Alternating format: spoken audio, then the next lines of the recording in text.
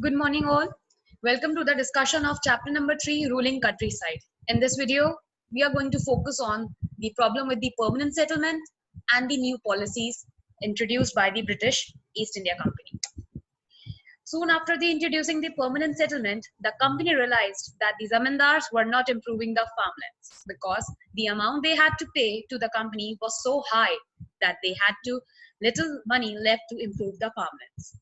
By 1810, the company also started feeling unhappy with the permanent settlement because rising market prices and increased cultivation increased the income of the zamindar but not of the company. So it will be easy and conclusive to say that permanent settlement was something started for the fixed revenue system, a fixed amount of money for the East India Company. But the system was not very good for the company's perspective, as they saw that farmlands are not being getting improved by the hand of the zamindars, and the market price rise of the commodity which is cultivated by the farmers is not getting them any profit, since the permanent settlement in this system, the revenue has been fixed already. Despite the increased revenue, few zamindars showed none interest in improving the lands. This was because many zamindar had lost their lands to the company and had lost interest in improving them. Whereas others who had made big losses during the beginning of the permanent settlement now saw the chance to make up for their loss. Instead of spending on improving farmlands, they saved the money for themselves. The cultivator in the villages also found the system unreasonable because sometimes they had to borrow the money from the moneylenders, as the crop which they produced does not yield that much money. They lost their lands and they lost the region which they have to cultivate for the generations effectively, and which make their family jobless and homeless. So, as the time demands, a new system was devised by the EIC. Holt Mackenzie, another Englishman, devised a new system called Mahalwadi system, which come into effect in 1822. Under this system, collectors were asked to visit villages, measures, and inspect the land and record the customs and right of the different groups of people who lived there. After that, taking into that account, a revenue was estimated that each village or mahal had to pay. The Monroe system in South India, where the land were owned by the Riots, original cultivator, the Riots system was introduced by the Captain Alexander Reed and Thomas Monroe, then governor of Madras Presidency. Under Riots system, each field was separately and carefully studied before deciding on the amount of revenue to be collected.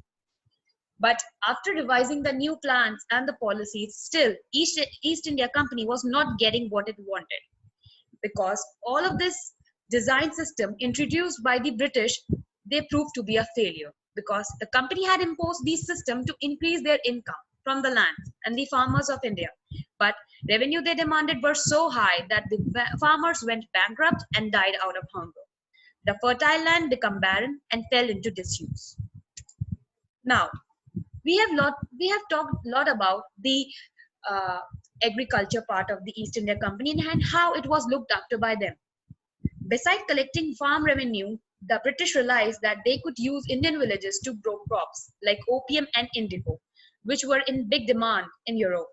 They also forced farmers to produce jute in Bengal, tea in Assam, sugarcane in Uttar Pradesh, wheat in Punjab, and cotton in Maharashtra. In 19th century, India was the biggest supplier of high quality indigo in the world. But Italy, France, and Britain had been the major buyers and exporters of Indian indigo for hundreds of years because of the monopoly they had on the trade. So this is what the colors look like of indigo, the royal blue, which came after the dye of the indigo, which is produced in Indian subcontinent. The demand of Indian indigo was so high in the European markets because indigo plants need a tropical climate to grow in making. India is the ideal place to grow indigo. In Europe, Indian indigo was available in limited quantity and at a high price. The European plant called woad also produces a violet and blue dye. So European producers of wood pressurized their government to ban the import of Indian indigo so they can sell their wood without competition. But the color from wood was not as rich as that of Indian indigo, and wood also gave a terrible smell.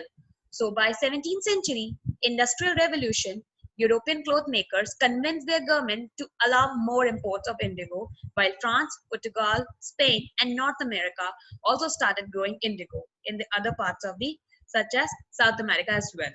So this is what the hype of indigo cultivated crop was, that it gives a so rich color that it was in a great demand in the European market, and especially the Indian indigo one. So this was the sole reason why Britishers were adamant to grow indigo in the country. Britain turned to India. The company tried many methods to increase indigo cultivation in India. To meet in demand, by the end of 18th century, Bengal indigo came to be the dominant the world market. In 1788, only about 30% of the indigo imported into Britain was from India, but by 1810, it went up to 95%. Attracted by the prospect of high profits, numerous Scotsmen and Englishmen came to India and became indigo planters. Those who had no money to produce indigo could get loans from the company.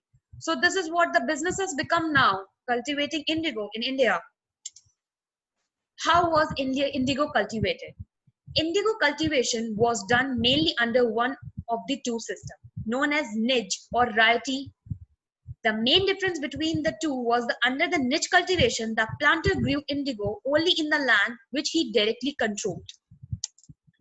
The problem with niche cultivation was that it was difficult to expand area under niche cultivation because indigo could be cultivated only on fertile land, and almost all fertile lands were preoccupied with the food grains and other crops that India needed. So the planters tried to remove peasants from the areas near indigo factories, which naturally led to the tension and conflict. Another problem was labor availability. Huge indigo plantation needed many laborers, and that too in the same season, when peasants were busy cultivating rice, their staple diet. Lastly, cultivating indigo also needed a large number of plows and bullocks, which either the poor farmers didn't have or were busy in the rice fields. So these are many problems with the niche cultivation, or I can say with the growing up of the indigo crop. Indigo on the riots land. The previous slide was all about niche cultivation. In this one, we are going to talk about the riots one. Under the riotee system, indigo planters force the riots or the cultivator and sometimes even influence the village headman on behalf of the riots to sign a contract, an agreement called satta, in which those who signed got cash advance at low rates of interest to cultivate indigo. It's like making a down payment for some crop. The seed and the drill were provided by the planters, and the cultivators had to prepare the soil, sow the seeds, and look after the crop. So basically, in the riot system, contrary to niche cultivation, these people are already paying some advance money to the cultivators so that they can grow the crop which they wanted. Also, the seed and the drill, which is used in the planting or growing indigo, is provided by the planters only. So this is showing the great demand of indigo in the European market, I must say. When the crop was harvested and delivered to the planters, a new loan was given to the riots, and cycle started all over again. Peasants who were initially tempted by the loans soon realized how harsh the system was. The price they got for the indigo produce was very low, and the cycle of loans never ends. So it was like a trap. They soon realized that. There were other problems too.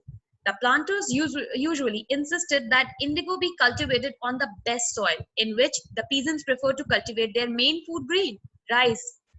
Right? So indigo, moreover, had deep roots, so it exhausted the soil rapidly, and the land could not be sown with rice soon after the indigo harvest. So the peasants and these farmers were become reluctant. They don't want it to grow indigo since it spoils the fertility of the soil. And when they weigh the weightage of indigo versus rice, they find that it is better to grow rice instead of indigo. So far, we have discussed the problems with the niche and the riotee cultivation.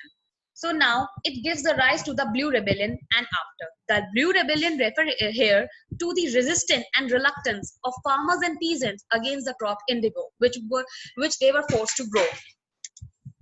In March 1859, thousands of riots in Bengal refused to grow indigo and protested violently against indigo planters. Many farmers declared that they would rather beg than grow indigo for the company.